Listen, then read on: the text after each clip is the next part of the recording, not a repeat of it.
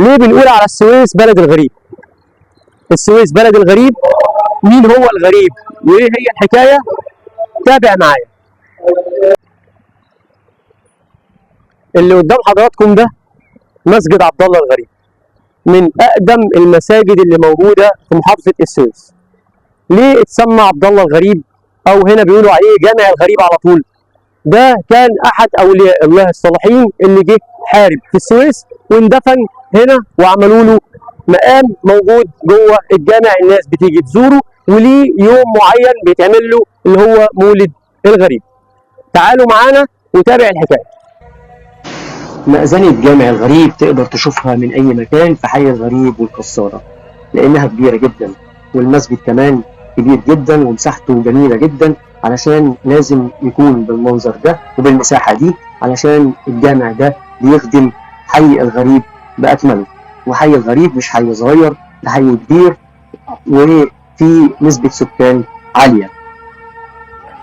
وزي ما انتم شايفين كده الجامع بسم الله ما شاء الله تحفة معمارية، مسجد عبد الله الغريب بعد ما تم تجديده.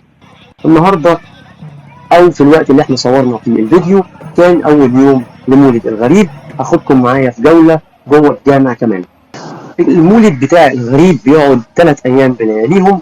بتبدأ الناس تيجي تصلي في الجامع، وكمان تيجي علشان تزور الضريح او المقام بتاع عبد الله الغريب وتقرأ الفاتحة هناك. واحنا بنصور جوه المقام قابلنا راجل كبير سنا ومقاما هيحكي لنا كده تاريخ عن المكان وعن الضريح. واحنا بنصور شفنا الست الطيبة دي بتتصدق في الصندوق اللي قدام حضراتكم، وبتقف علشان تتصور جنب الضريح، لأن في ناس كتير بتعمل كده.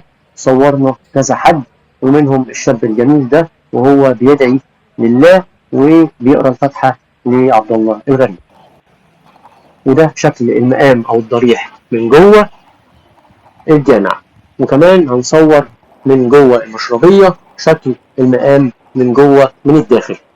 ويلا بينا نشوف الراجل الطيب اللي قابلناه وحكى لنا عن تاريخ عبد الله الغريب.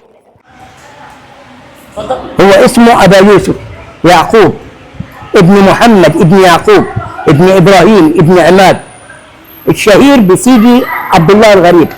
وكانت وفاته رضي الله عنه وأرضاه 17 بقيت من ذي القعدة. فسيدي الغريب جاء هنا السويس، كان في حرب اسمها حرب القرامطة، فنزل ويحارب مع المسلمين، وكان بينادي على المسلمين عباد الله سواسية، والأرض اللي انت عليها دي يا حبيبي اسمها ايه؟